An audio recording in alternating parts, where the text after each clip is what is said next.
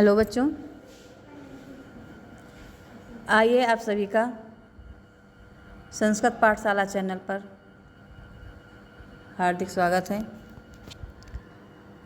बच्चों, इस समय आप पढ़ रहे हैं नवम कक्षा के अंतर्गत संस्कृत व्याकरण।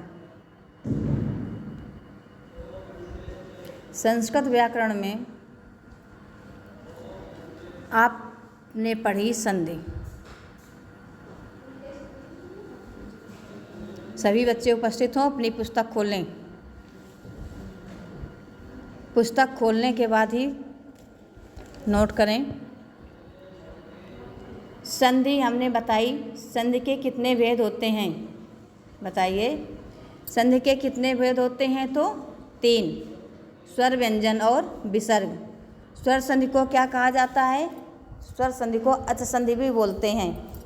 क्यों बोलते हैं? क्योंकि अच एक प्रत्याहार है। अच के अंतर्गत समस्त स्वर सन्निहित होते हैं, समाहित होते हैं। फिर दूसरी संधि होती है व्यंजन संधि। व्यंजन संधि को हल संधि कहते हैं और विसर्ग संधि। यदि संधि के भेद पूछे जाएं तो 3 होते हैं। अब 3 भेदों में से जब स्वर संधि के भेद पूछे जाएं कि स्वर संधि के कितने भेद होते हैं, तो 8 होते हैं। यहाँ तक आपको, यहाँ से आपके प्रश्न बनते हैं पेपर में। यहाँ तक हमने आपको समझाया। इसके बाद में हमने बताया था इन 8 भेदों में से 2 भेद आपके कोर्स में दिया गया है। पहला है दीर्घ, जिसे हम दीर्घ स्वर संधि कहते हैं, और दूसरा है गुण, जिसको हम गुण स्वर संधि कहते हैं। तो दीर्घ स्वर संधि का सूत्र बताया। दीर्घ स्वर संधि का सूत्र होता है अकः सवर्णे दीर्घः। क्या होता है? अकः सवर्णे दीर्घः। और गुण संधि का सूत्र होता है आद गुणः। गुण संधि का सूत्र होता है आद गुणः। अब आद क्या है? आद बना हुआ है संधि होकर ही। आद को कहा जाता है आत। क्या बोला जाता है? आत। अर्थात आ या आ के बाद ई या ई, ऊ या ऊ, री या री, ली आए तो दोनों को मिलाकर गुण हो जाएगा। अर्थात क्या बनेगा? तो जब आ के बाद ई आता है तो दोनों को मिलाकर ए बन जाता है। यदि आ के साथ ऊ आता है तो दोनों को मिलाकर ओ हो जाता है। यदि आ के सी साथ री आता है तो दोनों को मिलाकर अर होता है। और यदि आ के साथ ली आता है तो दोनों को मिलाकर अल होता है। अर्थात इस 4 डेफिनेशन होती है, 4 परिभाषाएं समझ लीजिए, 4 महत्वपूर्ण शब्द समझ लीजिए। आ ई मिलकर ए, आ ऊ मिलकर ओ, आ री मिलकर अर, और आ ली मिलकर अल हो जाता है। अब बच्चों, जैसे आपने किसी भी शब्द में आ और ई जोड़ा तो दोनों ई और आ, ध्यान रखना, दोनों पद में ह्रस्व या दीर्घ हो सकता है। ऐसे भी हो सकता है, ऐसा भी हो सकता है, या फिर ये ह्रस्व हो ये दीर्घ हो, ऐसा भी हो सकता है। अथवा दोनों ह्रस्व दोनों दीर्घ भी हो सकते हैं। कोई भी प्रक्रिया हो, लेकिन होगा सिर्फ आ और ई। और ये दोनों के स्थान पर ही हमारा क्या रूप बनता है? ए। क्या रूप बनेगा बच्चों? ए। जब दोनों को मिलाकर ए बनता है। अगर ये आप ट्रिक पूछें तो ट्रिक में जब किसी भी शब्द में ए की मात्रा ओ की मात्रा दिखे, ये शब्द ए और ओ, अर और अल भी दिखता है, लेकिन यदि ए और ओ दिखे तो वहाँ पर हमेशा गुण स्वर संधि होता है। आपने दीर्घ स्वर संधि में पढ़ा, जिस भी शब्द में दीर्घ दिखे वहाँ पर ए नहीं था, वहाँ पर आ, ई, ऊ, री, ली, ये शब्द थे। कैसे थे? दीर्घ थे। दीर्घ दिखे तो वहाँ पर दीर्घ स्वर संधि। जब ए दिखे, ओ दिखे, अर दिखे, अल दिखे, वहाँ पर गुण स्वर संधि होता है। आइए उदाहरण देते हैं गुण स्वर संधि में, जैसे है तथेति। कोई भी उदाहरण देखेंगे ई का, तथेति दिनेश, महेंद्र, नर्मदेश्वर, महेश, महेश्वर, उमेश, गणेश, सर्वेश, जीवितेश, सभी में ई क्या है यदि तो वहाँ पर ए आएगा। अब इसमें तथेति में इसका विच्छेद करेंगे तो होगा तथा प्लस इति, तथा प्लस इति, और बन जाएगा तथेति। अब कैसे बनेगा देखिए, तथा प्लस इति।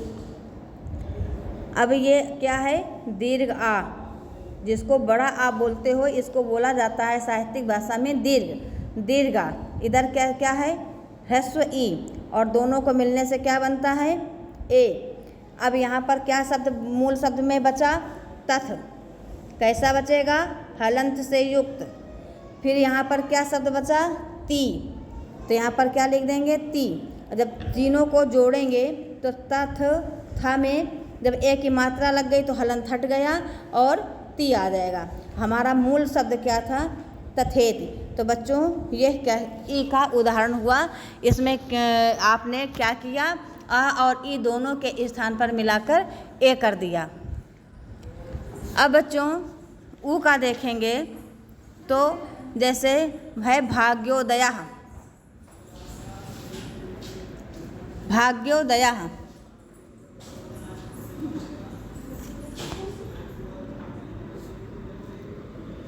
भाग्य प्लस उदयः।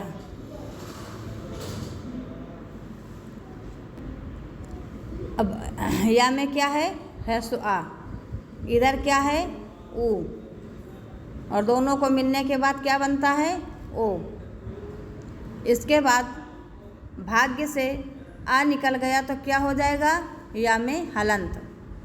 दोनों को मिलाकर क्या शब्द बनता है, ओ। और इधर क्या शब्द बचा, दय, दया। यहाँ पर क्या शब्द बचेगा, दया। अब जब इसको जोड़ेंगे तो हो जाएगा भाग्योदया। इसी प्रकार से बच्चों और भी आप उदाहरण हल कर सकते हैं। हितोपदेशः, गंगोदकम, महोत्सवः, विद्योन्नति, समयोचित, नवोढ़ः, सूर्योस्मा, जलोर्मिः, महोर्मिः, महोर्जा, गंगोर्मि, देशोन्नतिः, सागरोमि, सर्वगुणोपेतः। बच्चों जितनी भी आपके पुस्तक में उदाहरण हैं सबका इस प्रकार से स्पष्टीकरण करके ही अपनी कॉपी पर हल करना। इससे क्या होगा, जितने उदाहरण आप ज़्यादा हल करेंगे उसी तरह से आपकी स्पष्टीकरण में जानकारी होने के बावजूद आप कभी गलत कर सकते हैं, लेकिन जब हल करेंगे तो आप आंख बंद करके भी कर सकते हैं। तो आप कोई भी शब्द देखेंगे तो देखिए हर में ओ होगा, तो यहाँ पर हमने क्या बताया, आ और उ मिलकर ओ होता है। अब देखिए अगले बताया आगे कि जब ह्रस्व या दीर्घ आ के बाद री या री आए तो दोनों का गुणा एकादेश क्या होता है, अर। जैसे महर्षि, जैसे महर्षि पेपर में बहुत ही अधिक पूछा जाने वाला उदाहरण है। अब इसका अगर हम विच्छेद करेंगे तो होगा महा प्लस ऋषि, महा प्लस ऋषि।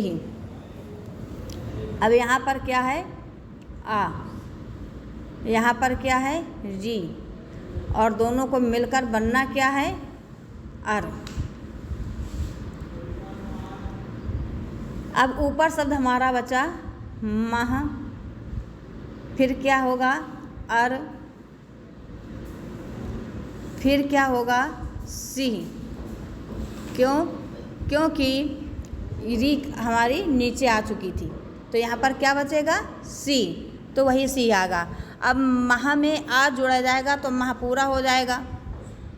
मह में आ जोड़ा गया तो मह पूरा हो जाएगा। फिर क्या हुआ, ये रा है और यहाँ सी है, तो ऐसे करके महर्षि। इसी प्रकार बच्चों महर्षि, देवर्षि, ब्रह्मर्षि, सप्तर्षयः इत्यादि उदाहरण भी इसी प्रकार बनेंगे। अब अगला उदाहरण देखिए। अगला उदाहरण है तवल्लकारः।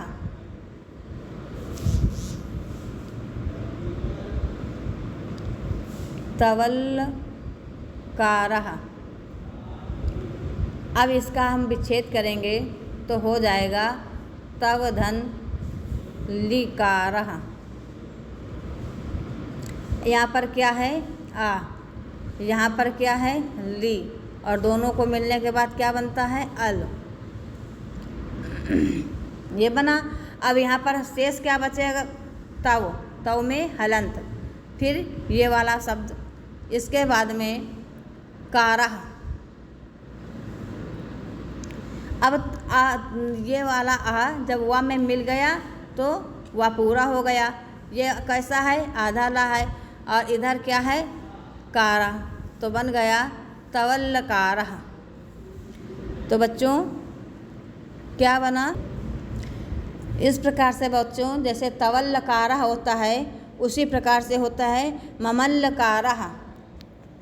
ममल्लकारः एक ही उदाहरण होता है, ये उदाहरण बहुत ही पूछे जाते हैं। तो बच्चों और जितनी भी आपकी पुस्तक में उदाहरण दिए गए हैं सभी उदाहरण को आप अच्छे से हल करें।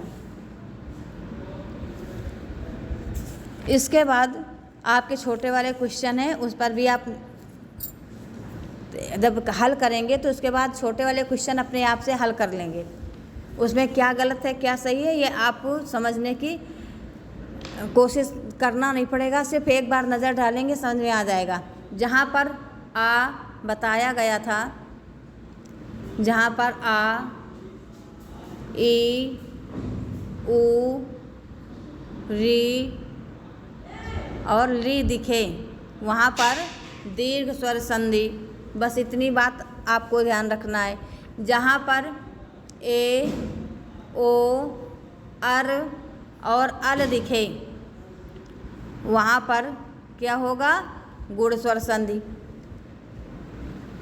अब अगर कोई आपसे पूछ ले, ऐसे पूछता नहीं है, बड़ी बात है, लेकिन कभी आ जाए कि संधि वर्ण कौन से होते हैं, तो संधि वर्ण बच्चों आपने पढ़ा ए, ओ, औ।